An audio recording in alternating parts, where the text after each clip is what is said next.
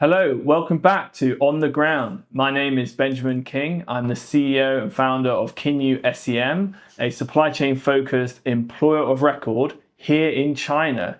And today we are joined by Guojun Yang, an experienced supply chain professional, an accredited member of CIPS, the Chartered Institute of Procurement and Supply. And today we're going to talk about supply chain education, qualifications, and how it's so good for the career of supply chain professionals, but also the companies themselves. So, hi, Guojun, or G, as we might refer you to today. Welcome. Thank you for joining. Good morning, Ben. Thank you for having me today. It's a pleasure to be here. I'm excited to share my experiences in Shenzhen, Guangzhou, and the entire South China area. How we get to the journey of learning CIPS or also become a member of CIPS. And being fair, we actually in that industry for 20 more years, and how to see the changes from the late 90s, get to 20 and before, even before COVID and after COVID. So I'm excited, for that. Yeah, particularly, we'll come to those changes and also, those changes that you've experienced over this time. But I think the education and qualifications in supply chain is that it's often an overlooked area. I think as companies grow, obviously, areas which are more sort of frontward facing, sort of get a lot more attention when it comes to education. But over the last 20 years, supply chains have developed massively and changed a lot. And I think companies need to keep on top of it. And so organizations like CIPS and supply chain professionals, like yourself, are the drivers to make sure that everyone keeps on top of all the changes. So before we sort of jump in, do you want to give us a bit more about your experience and your background? Absolutely. Being fair, I'm finished my higher education in the UK, and get straight to work. In the early 20th centuries, which is 2005, and started as a manufacturing engineer, working for the British company.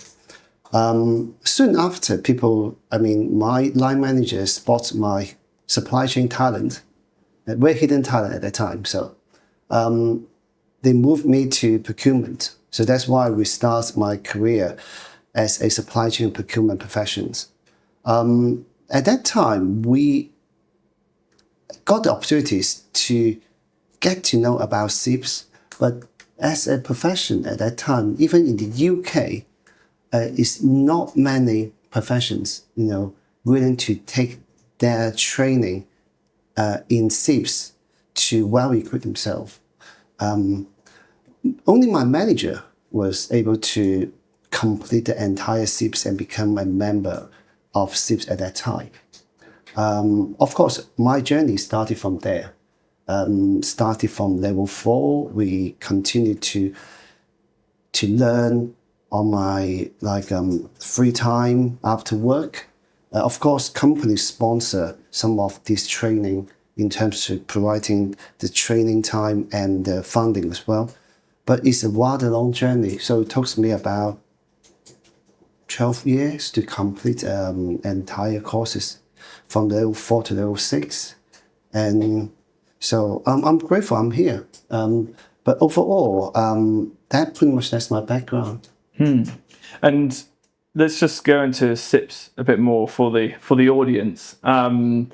So Chartered Institute of Procurement and Supply, CIPS as an organisation. Could you just give us a bit of an overview of that organisation and the different levels that you mentioned, and what are they trying to achieve as an organisation? Ben, that's a very good question. I'm not sure how the official are going to say about this. I only can speak from the learner point of view, and also a profession working in the industry and happen to be working in this industry since early of 2000s. If in essence there's a golden standard of procurement and supply chain, you couldn't find any other institutes able to match the same level of standard. Of course, you don't have to mention about there's worldwide recognitions, including the 150 countries, and also including Shanghai, China, or Singapore, Canada, etc. So, but one of the key benefit is when we actually go through all the difficulty at work and the frustration we had, the challenge from the supply chain and the shifting from the globalizations or maybe go to centralization, we continue to learn and challenge whatever the business need bring that to us. And CIPS will be a good framework of systemic thinking and also including to give us a guidance is what we are doing is right and what's wrong we can avoid not to touch. I think that pretty much that gave me the confidence in it.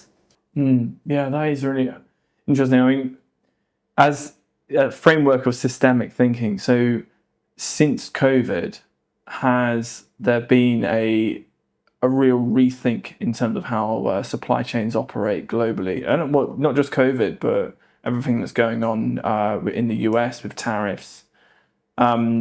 Is CIPS sort of looking at how supply chains are being reshaped, and then sort of seeing how and putting that into their thinking?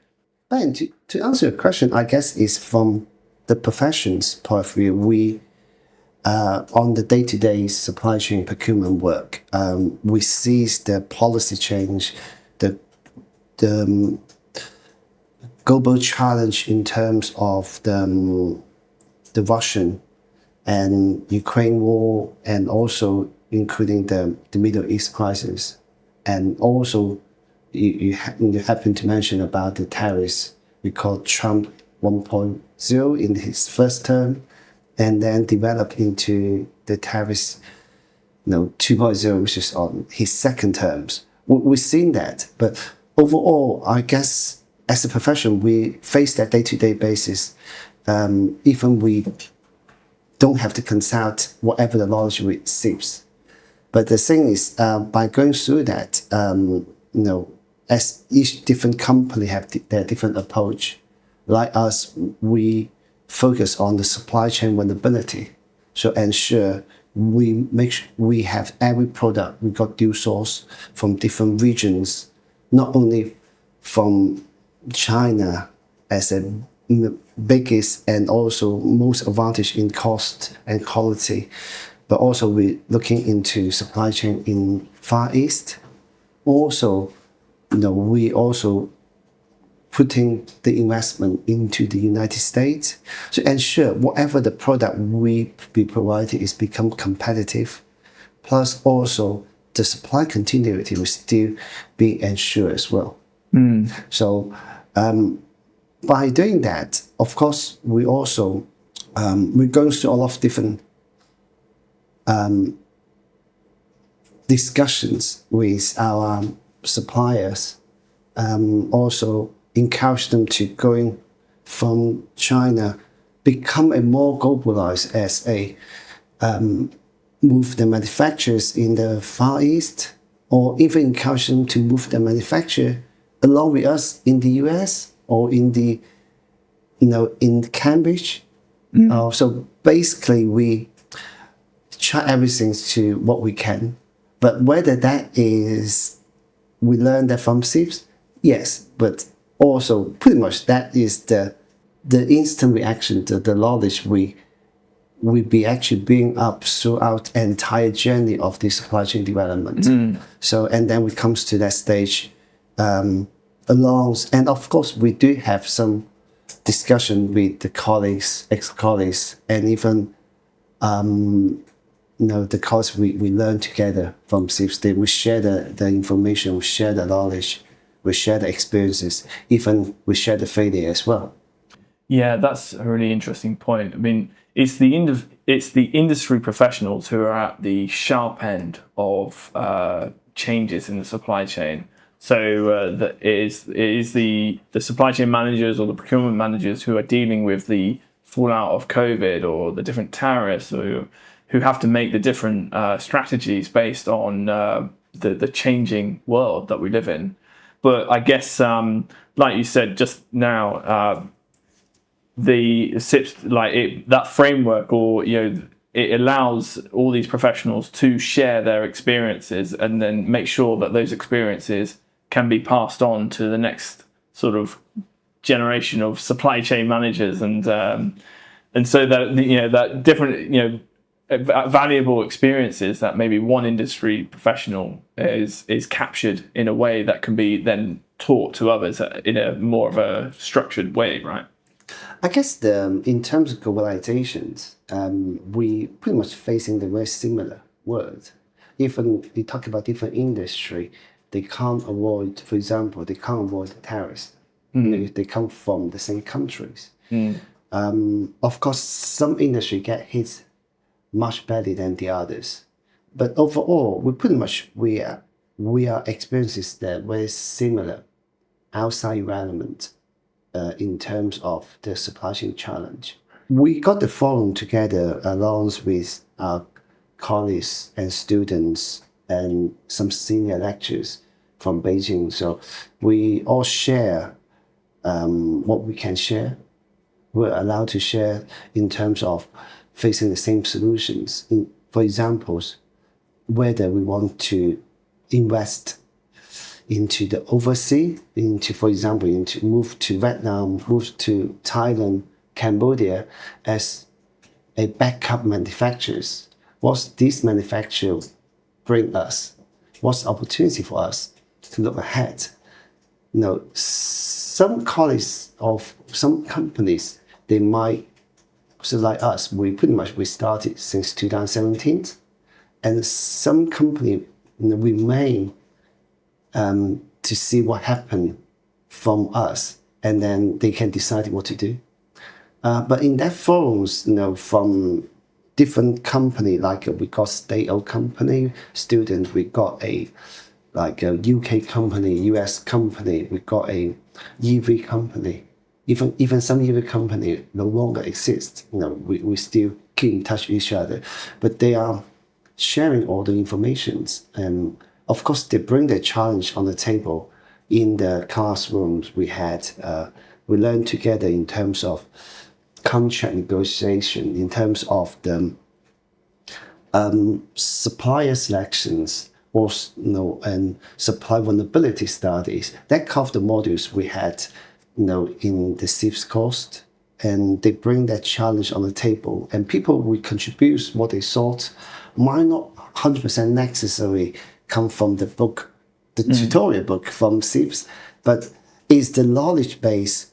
We got so many professions and talents in the same forum, able to develop a creative thinking, develop a systemic solutions, or share the failure which we can avoid. That kind of, I think that's invaluable, what we learn together, and that is the CIPS bring us together, from different background, different industry. Yeah. So the value of the course is also partly in the participants, the people who actually join, and part of that discussion. Absolutely. And just earlier, you mentioned when you were working in the UK that your line manager spotted your supply chain talent when you were working as a manufacturing engineer. Yeah. What did he spot when you said what stood out as something that is talent for a supply chain role? That's very good question, because I'm actually still thinking about that. What did he see that he was interested in? I guess that if you go back to the entire supply chain development, especially in China, for example, in the early 90s, they only the manufacturers. So we send the raw material, we provide the technologies, we tell them what to do for the production line. So we give them everything. So just duplicates. So these guys just really, if you sum up as a one word, it's cheap labor. It's cheap labor, basically. So, and even that kind of the labor at that time, they have not much protection in terms of the human rights or in terms of the working environment. So that was in the very early old day. So, but since the late 90s, the regulations, so everything's bring up to that standard. So you look into, they're not just the labor advantage, but also they build up their production line. They adopt into the local knowledge. They've been trained for a few years. They pretty much able to have their own creativities at that time, but not much. Not much. That's why we still see a lot of the low-tech product being poured into that country for manufacturing and sending back to the UK or back to the US. So that was what happened. But the starting point of my career at that time, pretty much you're talking about 2005. So, and we working for the company in the hardware access. It's pretty much a very complex machine. I'm not going to mention what kind of machine, but it's very complex, including the injection molding, including the die casting, including all the software. We integrate in it.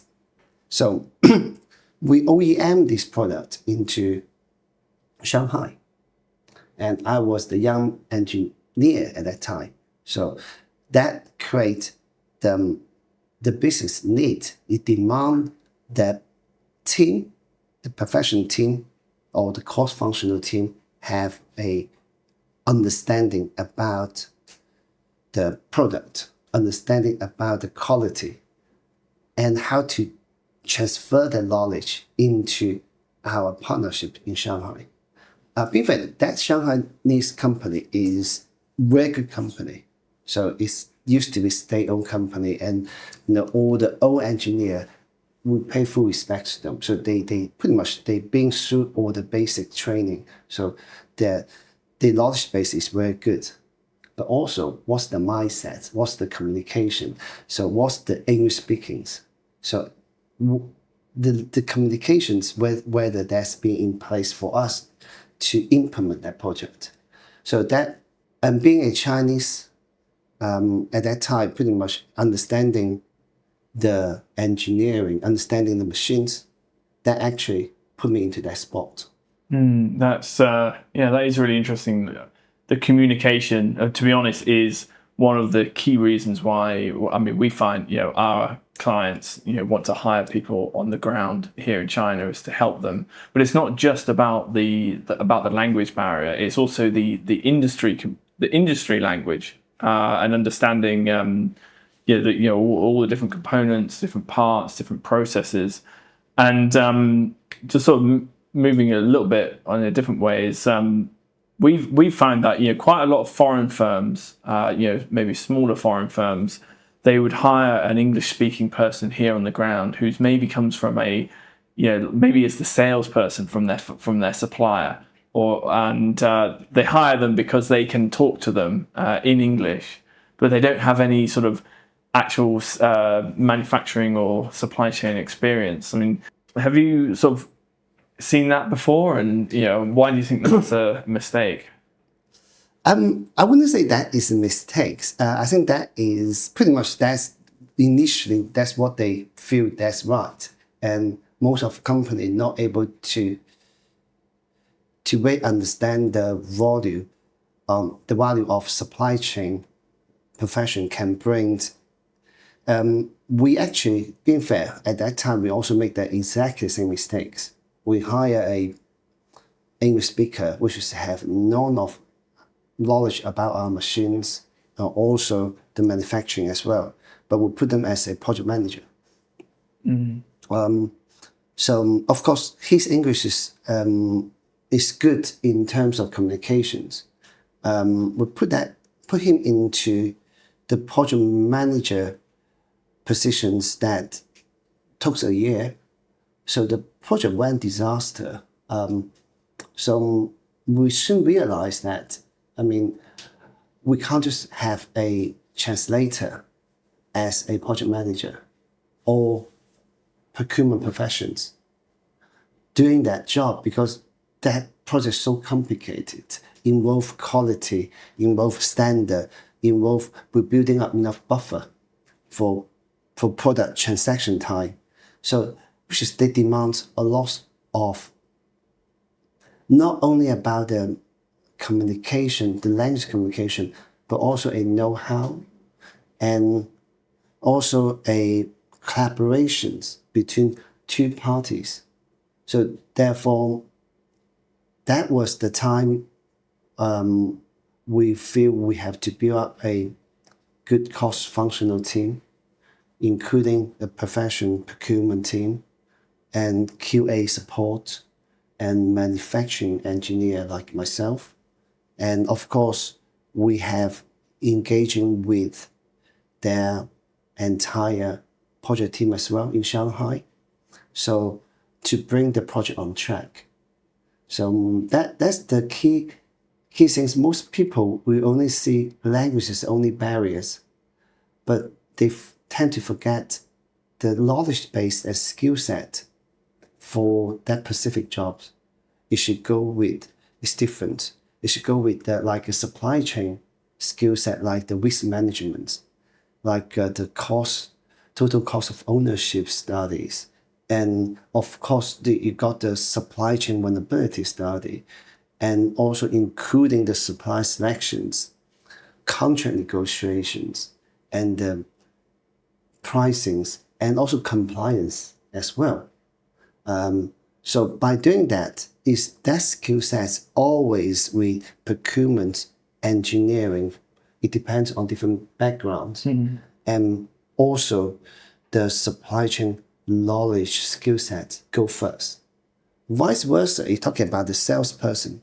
They might be very good-hearted person, but the problem is the skill set or the trainings, they're not actually set for supplier, not set for supply chain management. They're probably set more on a commercial point of view. They probably want something, a deal to be done in a way, but then they maybe not look at things from a supply chain perspective. Absolutely. Yeah. And what if they that actually also have a even deeper concern is, so whether that would create the conflict of interest as a salesperson or as a procurement professions. So whether the supplier, this salesperson selected, is the best for the company in the longer term, or is better for that specific person because they pretty much come from the same places. Yeah. You know, they come from same university. You know, they might not have a fully risk assessment for their supplier. They might not have enough QA check or review about their process, but also including the sustainability study, including all the code of conduct, whether they're in place, which could affect a lot of the high street branding or the big branding. They demand a lot of their standard that might not be there. So that's the key things. If you just touched on a really interesting point is so people, it does happen, people hire like sales managers or someone who can speak English, but if you're putting someone with that commercial mind into a procurement responsibility, and in China you do hear of people with corruption or taking backhanders and things like that, but maybe like if the wrong person is hired in a role and they see and maybe they are commercially minded, maybe they are sort of more sales business oriented, and they see an opportunity to make money from from sort of payment from a supplier or something like that, that might seem more sort of, they might have more mind to do that if they are actually from if they're thinking more commercially for themselves. But a procurement professional who is in that industry and is working and and has that career sort of history and their future career plan, obviously they will be presented with the same challenge, but they might look at it in a lot of different way. Ben, you're absolutely right. We actually seen that numerous times in the past. Some could be very serious, criminal offense, but some of them actually they got away with this. But overall, as a company, if you got your personnel in that specific regions, what you really want to avoid is the worst scenario you can't afford. So as a company, think about what's the worst scenario that you don't want to see. Then you pretty much, you make up your mind what the personnel, what's the people you want to hire in the area.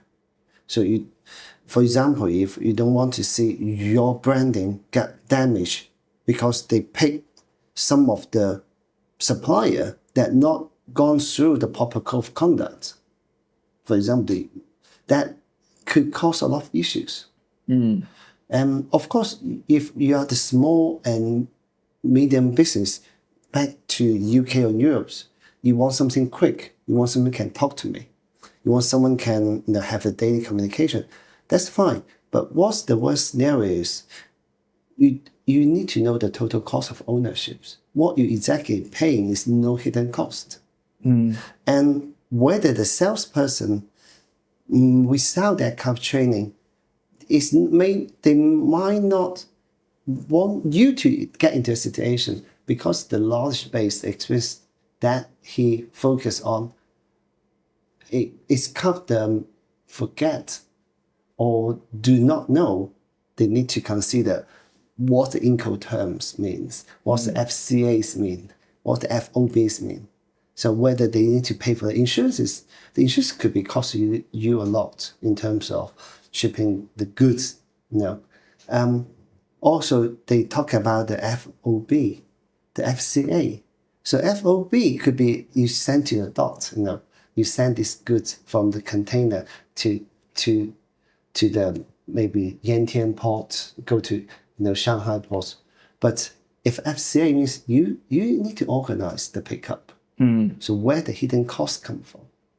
But as a day-to-day procurement supply chain guy, they understand the subtle difference. The subtle difference, of course, we all learn from our mistakes. Now, I believe that people will still develop if they wish to, the knowledge and experience they have. But do you want to pay for the mistakes? So that's the question mark for all the hiring people. So what exactly skill set you're looking for to avoid the worst scenario you can't afford? That's why I always talk to my team and even talk to my HR. How we're going to refine the job descriptions. What essential skill base we're looking for. What's the bonus we can have? That's something we pretty much we talk a lot throughout the process. Yeah, that is where the recruitment process is vital for that, is to what we do. I mean, when we are sort of looking at candidates, of course, all of our clients, they like to have someone who can speak English, but we have to assess their true sort of capabilities in a supply chain perspective. And and one sort of big red flag that we get when recruiting is when there are some people who sort of act like their own entity, in the sense as when in an interview, some people have said, they will sort of help you do business in China or something like that, and I always find that a bit of a red flag when someone says that, even if they are capable. If they've got the right experience working in different companies, but it's truly sort of instead of that, they should be more focused on very particular challenges within an industry, as opposed to just sort of acting more like how they can help a company save money or help them on the ground in that sort of way. It has to be a lot more specific. Absolutely. If we talk about the hiring company they're looking for, I guess they will pay for their mistakes. If they not careful, they will pay for their mistakes. But what's the worst scenario that going to hit you? So we also have issues with our recently we have our package suppliers that it takes longer time for us to unload the product from in our US manufacturers there. That's just a difference. We fix that. Well, of course, we rectify that. We get the supplier in, and then they fix that, the whole things. But if you're not careful, then that cost will pass into the manufacturers over either in the US or in the UK. For example, if we have that unload in Cambridge, you're talking how much for the truck driver, how much money for the for the all the workers working on the shop floor. They're not going to do that for free. That they will charge extra costs. So the longer it takes, the more losing time that we have. So got to be very careful. What these guys from very beginning can bring to from dot to dot, from the very early of this manufacturers bring into your doorsteps. So what actually being changed? So the cost will cost you more when to get to more close to you. So yeah, we've got an example with that. A client, they had someone on the ground who could speak English, could communicate with them, but really all they were doing was passing information from back and forth. They weren't actually someone who could grab the project and make decisions and push the supplier and to push the project forward.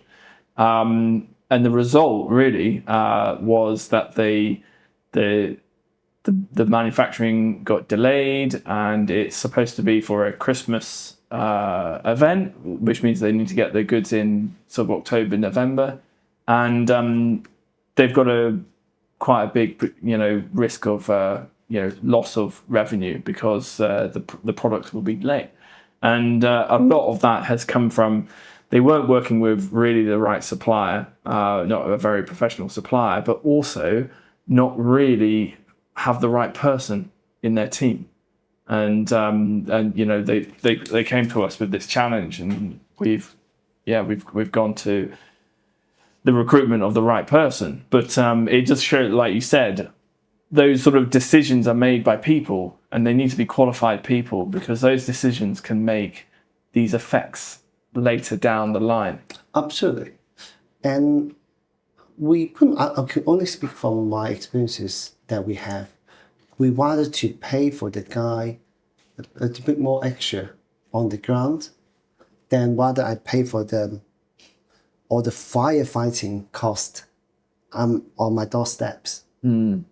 So there's no comparison. Basically, that the more close to you, the much cost that you have to pay for. So Yeah, that's it. Yeah, given that China and supply chain is further away, it is an investment, and it's sometimes it's an investment that can be quite difficult to calculate. The benefit.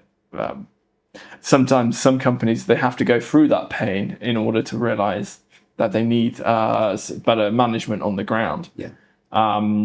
But that's where larger, more established companies they have experienced management who know this, and they'll take that decision. Even we as a Fortune 500 company, the decision that we make, that people that we hire, we still takes the process. Therefore we still learn from our mistakes by hiring only English speaking persons. Yeah, like you said, it's not just small companies that make this mistake. The small company, they more on the short-term cost focus and want to get the results done. Unlike you could go to Argos or go to Tesco, if you don't like it, you just ask for return. So it's not that easy. So therefore, even the big company learn from their mistakes. So I can't blame any smaller company. They have their very similar thoughts, because once you have to feel the pain before you can get change. But the good thing is, the small and medium company, they can make decision quick in a swift way.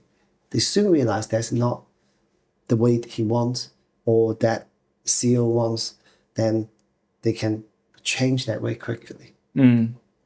Yeah, that's a really interesting point. So coming back to the courses exactly, can you tell me a little bit more about the levels of CIPS? It's 1 to 6, right? Yeah, pretty much most of our students, they are not actually studying university. Most of they will start their career.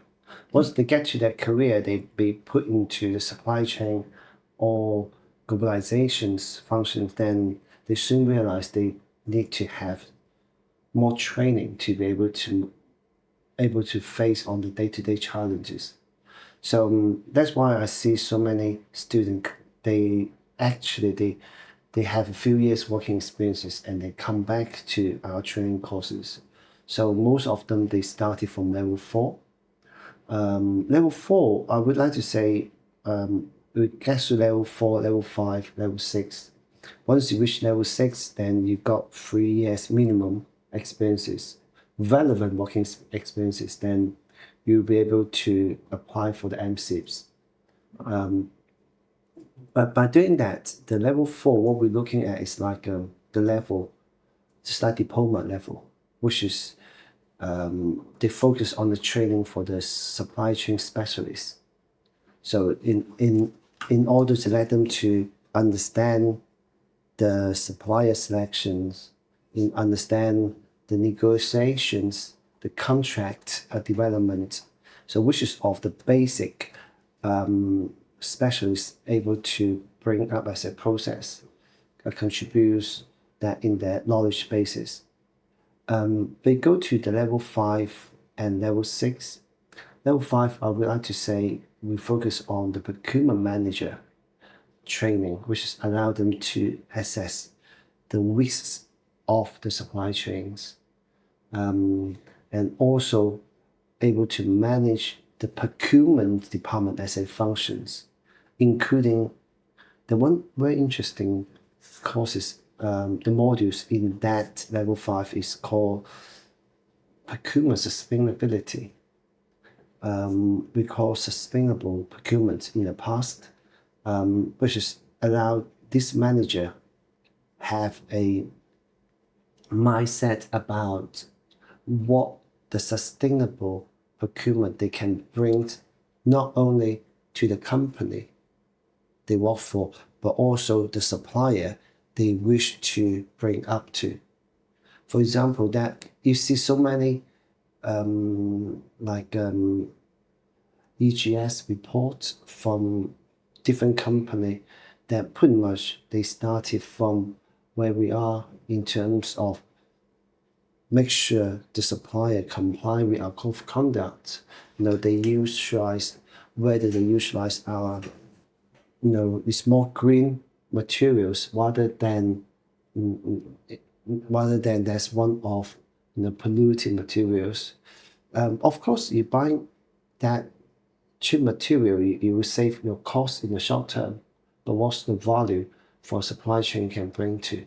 That's that modules become very interesting for most of the students, in that courses. Some of them they still focus on driving the cost down. We want we want compress the cost. We want to be competitors, but also in that specific modules we bring up to say, what's the value you can bring into the company, not just about the saving. This much bigger picture. Of course, if we go to level 6, then more into the procurement director, supply chain director, and we also call CPO, the chief procurement officer level. That more into strategic management, also including the leaderships as well. So that's the training that courses pretty much they bring up to is provided for that level of the students. They wish to more equip themselves more into the strategic approach and how pretty much that is more talking about the value, the value rather than the whether you can generate saving. Saving in the short term could damage the value in the longer term. So that's how the supply chain director should consider about what's the long-term value for the company, what's the long-term value for the entire supply chain, including a partnership from the suppliers. So what's the strategic approach we're facing that is so challenging environment, including the war, the Russian-Ukraine war, including the crisis in the Middle East, it also including the tariffs. So it's actually even you see some challenge in including pushback all these tariffs costs back to the suppliers, where the strategic considerations we go back to the globalizations, how the globalization will put the manufacturing some back to the UK, back to the US. Also, we're still keeping manufacturing here. So that's different type of globalizations compared with a decades ago. So that's where the level 4, 5, 6. So pretty much is the specialists, the project procurement manager, and also the director's level. But one thing we look into here is also from the academic point of view, the level 4 is more like a diploma level in the UK. Level 5 more like undergraduate, and the level 6 is like postgraduate. So I guess I'm not fully updated yet. I guess in Shanghai they also pretty much they recognize MCIPS, allow them to have a fast track as a talent introductions programs in Shanghai, so allow them to get a hukou. Oh, I see. So that's right. Because I haven't actually need that. That's why I just only learned that from my colleagues. They mentioned that.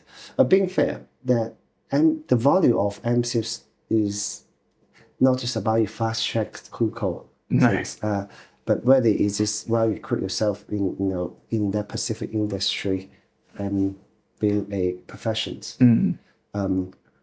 Just on the like taking the courses, is it usually something that's pushed by the employers to develop the skills of their employees, or is it normally is it the individual themselves wanting to upskill? That's a very interesting point, because you consider it must be a company pay for training. But the student we actually met in the class, they got so many. They actually individual wants to learn. They might have know us somewhere. They come to the class. They pay for themselves, and then even they might be able to claim that back from the company training. But overall, they feel that's their needs, and they comes to us. Even we seen the student come from sales department as well, sales and marketing, and ask them, what made you come here then?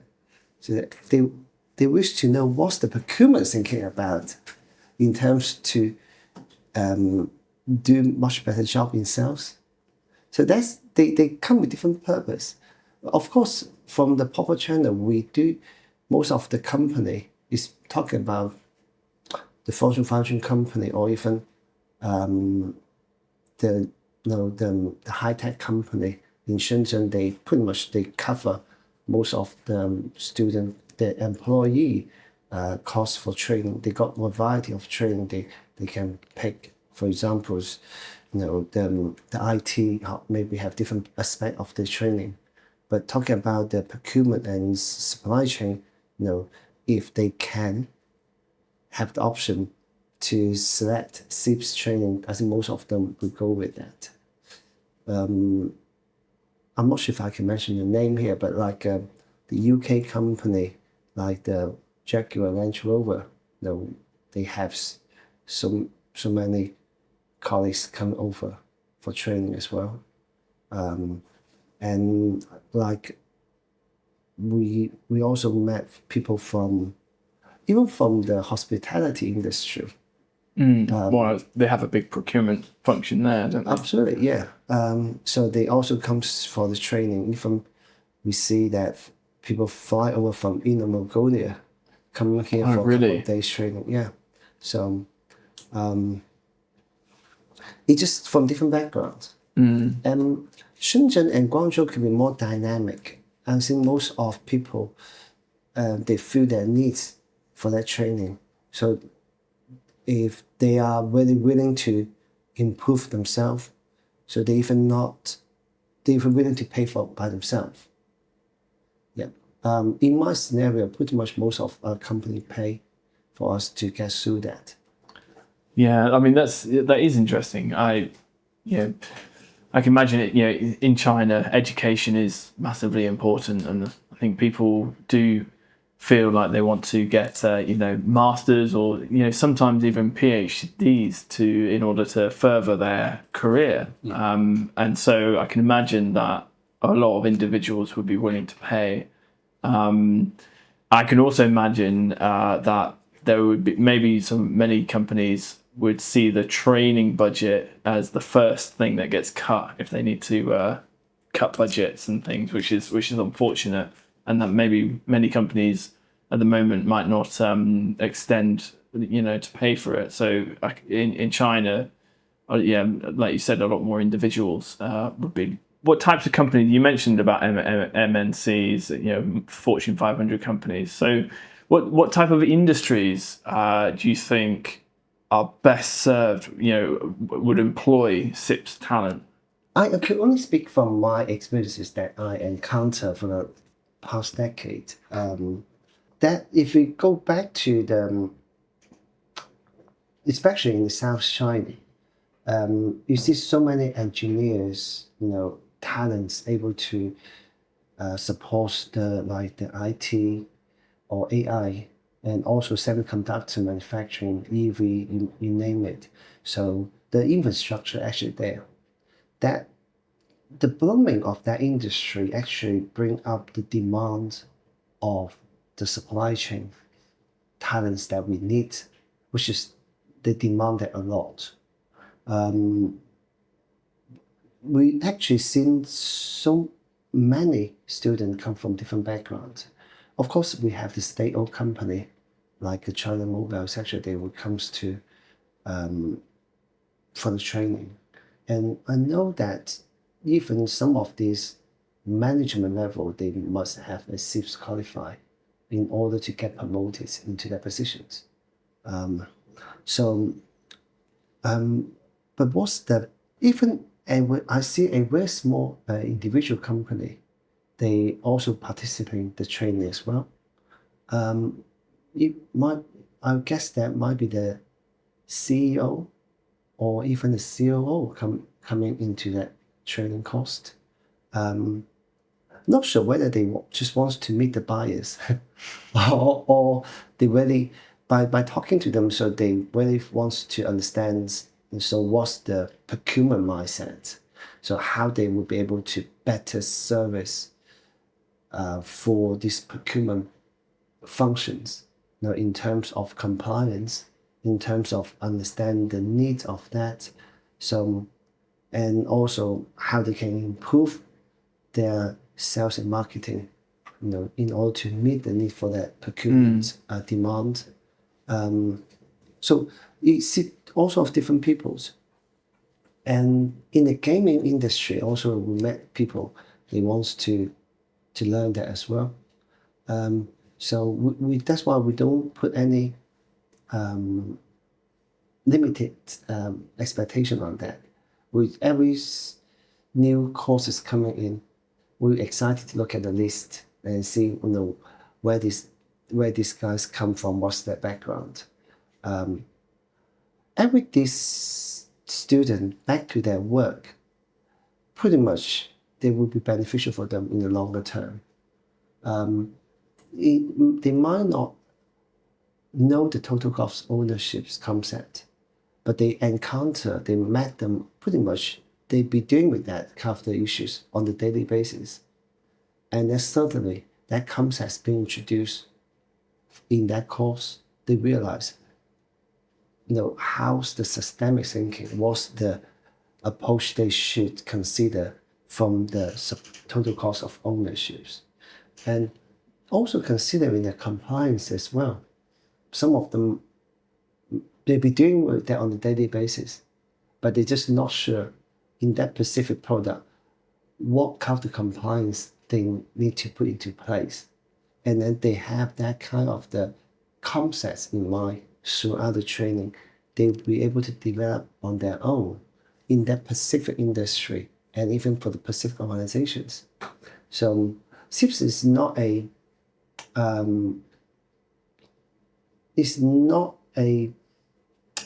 solution for you, is a systemic mindset and framework, empower the professions able to debug the issues they encounter.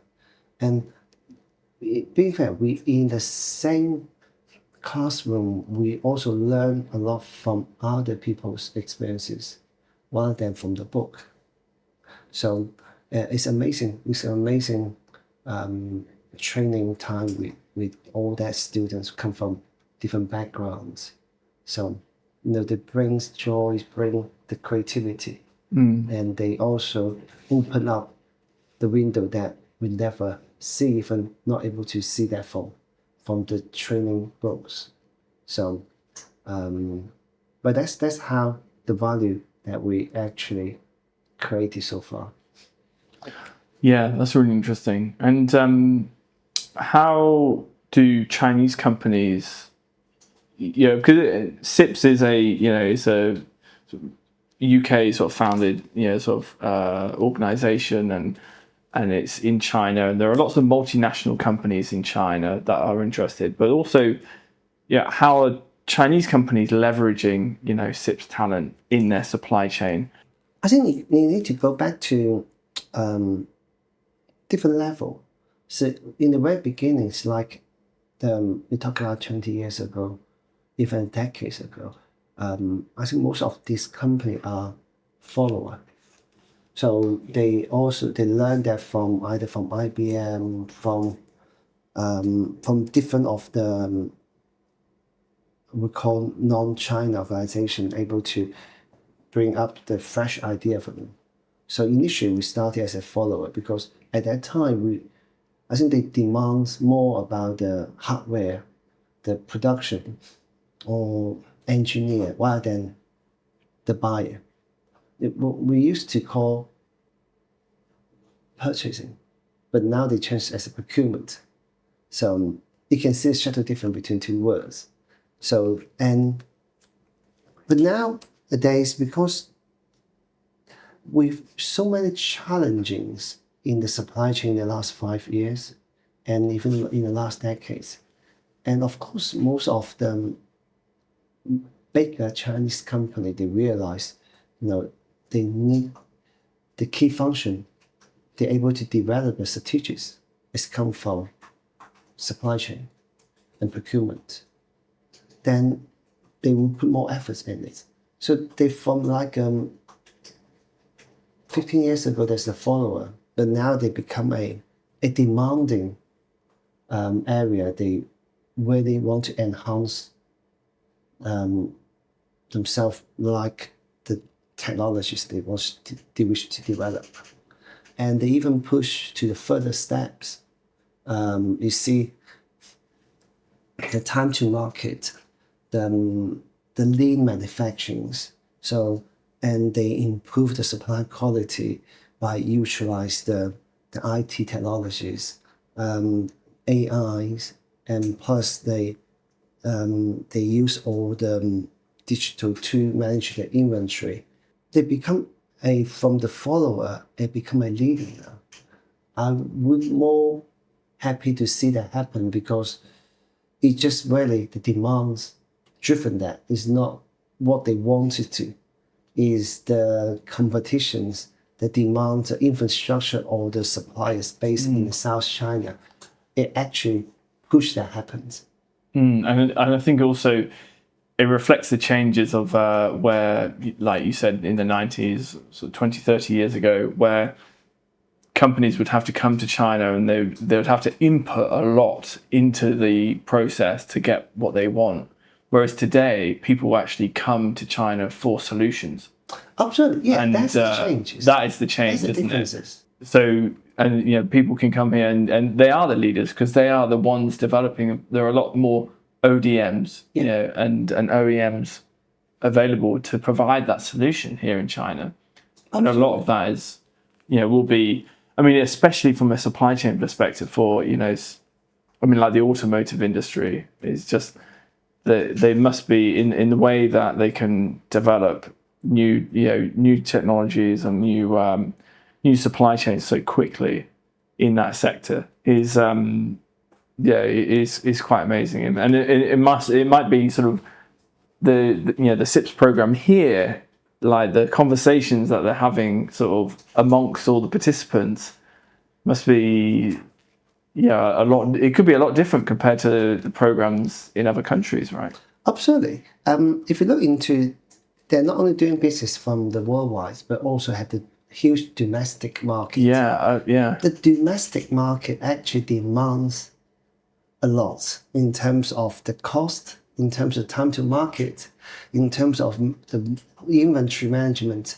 So they're different ball games. And if you talk about the food and beverage industry, you talk Walmart, Sam's Clubs, how they manage the SKU into their website, into their shops, and then gets to deliver for the last miles into the households, which is amazing. So that also demands a lot of these talents in that industry, continue to develop the process and become more lean, more effective, and plus, that kind of the market needs driven the supply chain talents to meet that demand. That's why we become a more leading rather than follower. If we talk about for example, in London, you want to buy something from Amazon, you'll be happy to get that in 4 days' time. See, and then you'll be happy that they not through that the slips into your mailbox, ask you to mail to pick up that, and make sure you got your IDs with yourself.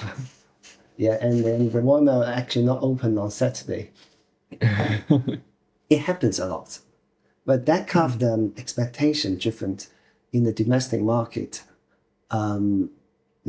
They provide a huge challenge for supply chain talent.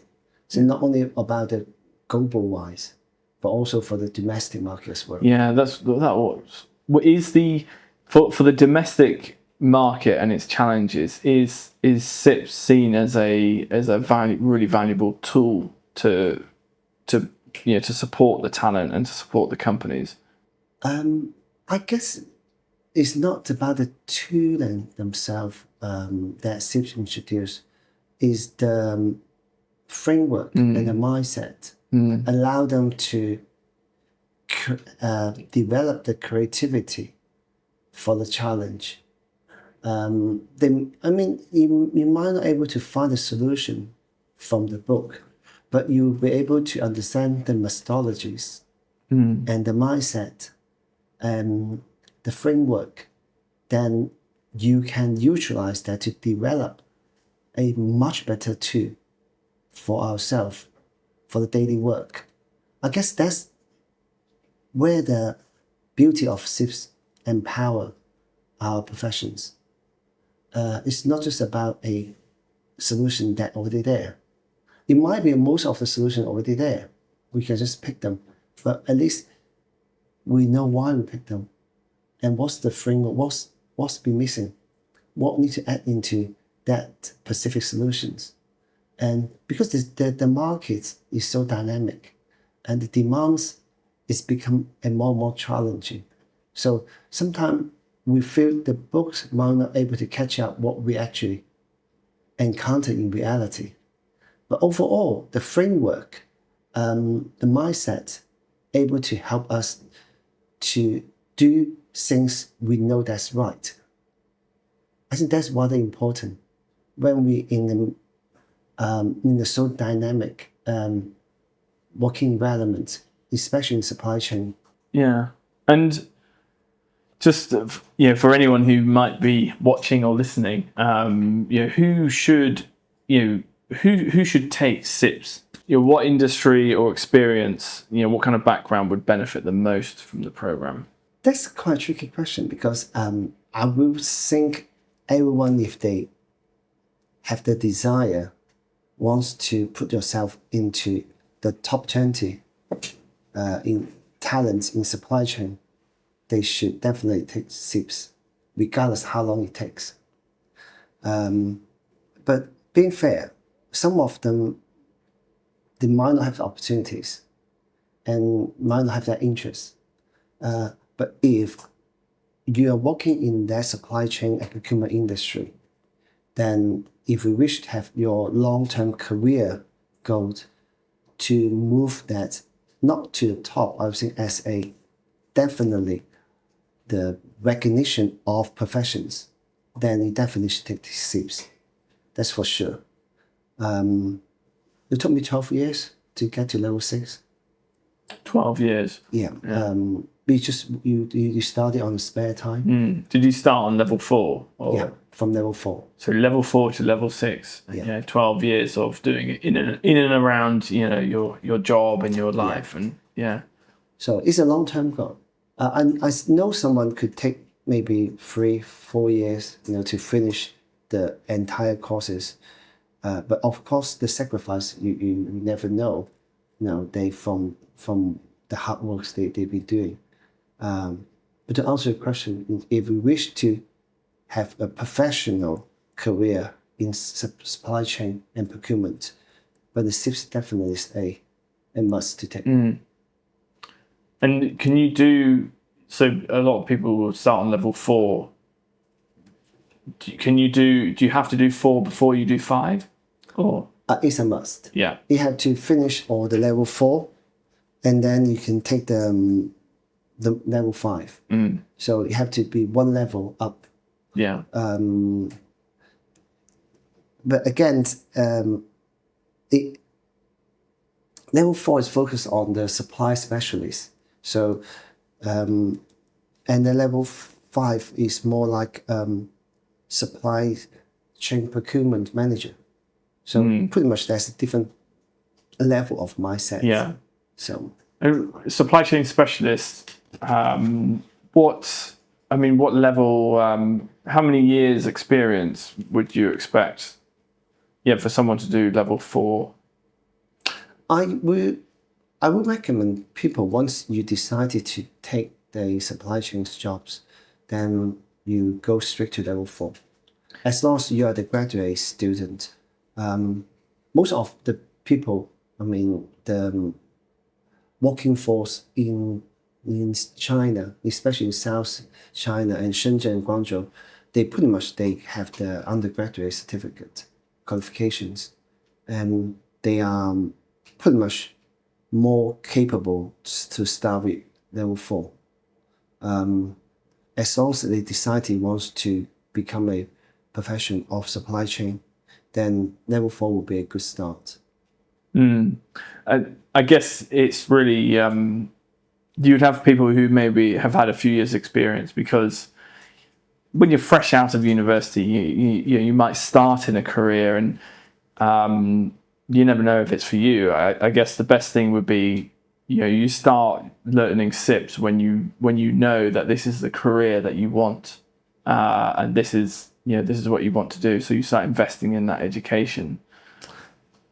It's a huge commitment, and we kind of people going through that journey, they understood, is not that easy. We will have a lot of setback. The families, for example, career career movement, and change the employers. They might move to the other places, so it's not that easy. But being fair, if you, regardless what level of experience that you have, as long as you decided you become a profession of supply chain, I think the level 4 will be the time to take.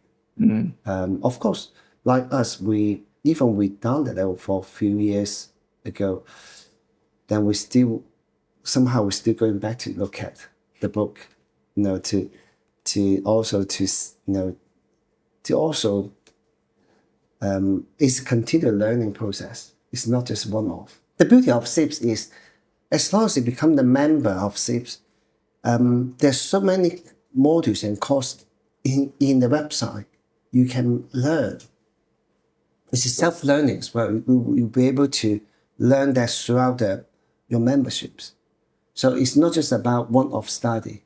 It's pretty much a long time study. Is that you have this access to this library of really valuable resources and information. Absolutely, that's for your work, not just for your qualification. Exactly. Yeah. And for example, the tariffs, it's only happened recently. Then we might not have enough solution for that. But of course, since the development of the tariffs, you'll be able to find out more articles or even some training courses, at CIPS. It will allow you to really understand or seeing how people doing, going through that process.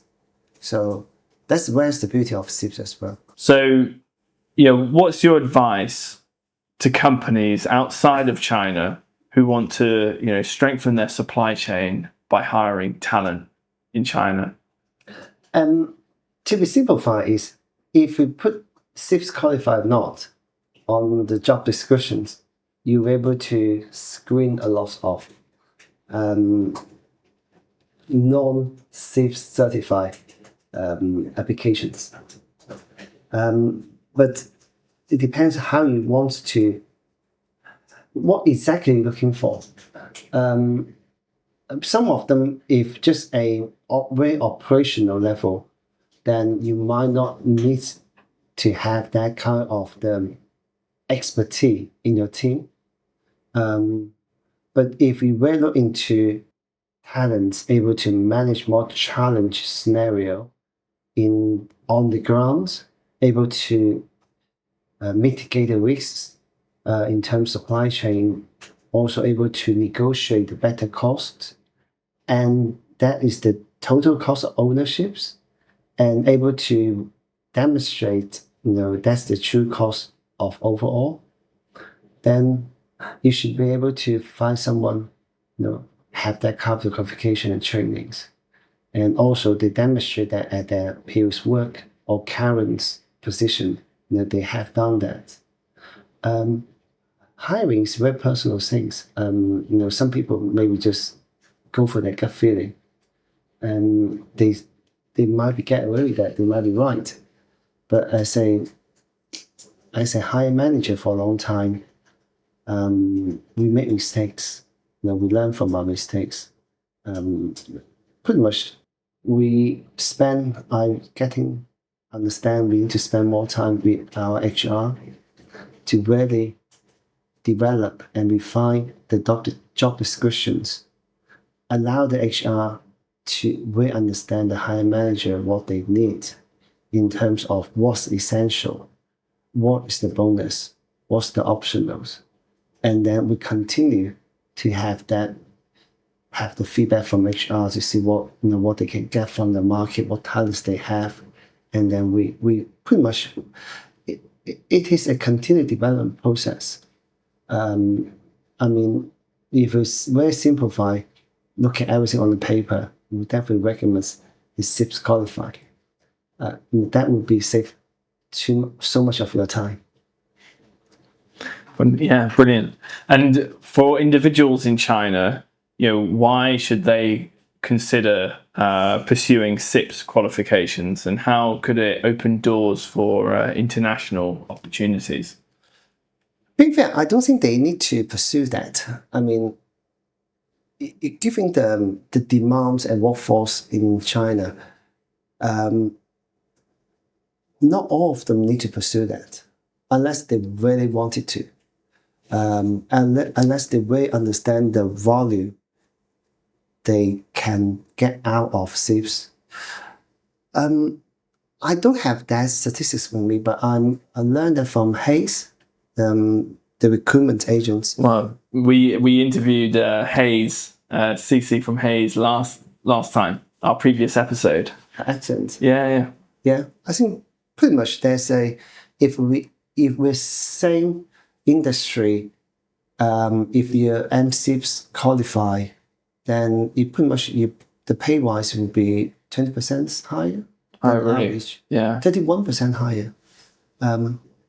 So I think that's, I guess, not about the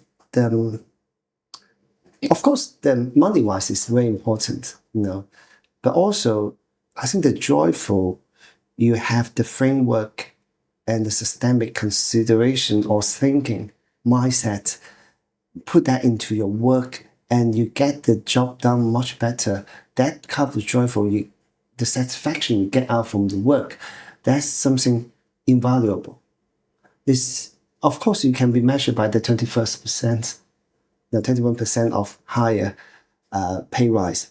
But overall, I think the satisfaction you have, if you want to do a job, then it's better to value yourself. So I'm not recommend all the supply chain professionals to do that. I only recommend someone with a desire and wants to do a good job, wants to have a better pay rise, and I would say wants to do a much better jobs, they should take that. And the pay rise will come. Yeah. Pay rise will come. And of course, I'm not mentioned about the international opportunities.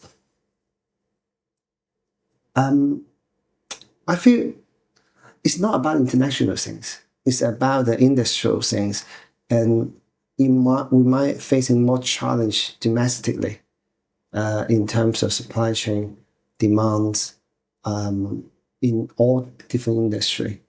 So as long as you know what you're doing, you have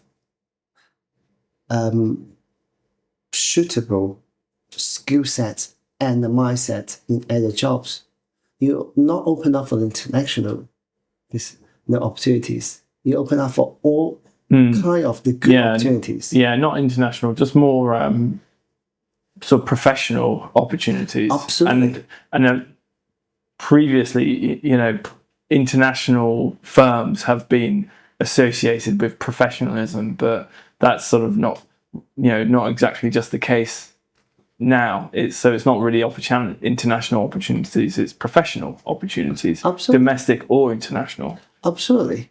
And I guess the joyful you can get by equipped with CIPS knowledge, it just make your life easy. If you really want to develop your career in the supply chain and procurement, definitely should take that. Brilliant. Well, thank you very much, Guojun G, for joining us today and sharing a lot more about CIPS, Chartered Institute of Procurement Supply, how it's applied here on the ground, different companies, different scenarios, And yeah, well, thank you very much for watching. Make sure that you like and subscribe to the podcast and to the YouTube channel. We've got lots of different videos going on, lots of different guests, and we're looking forward to seeing you on the next episode. Thank you.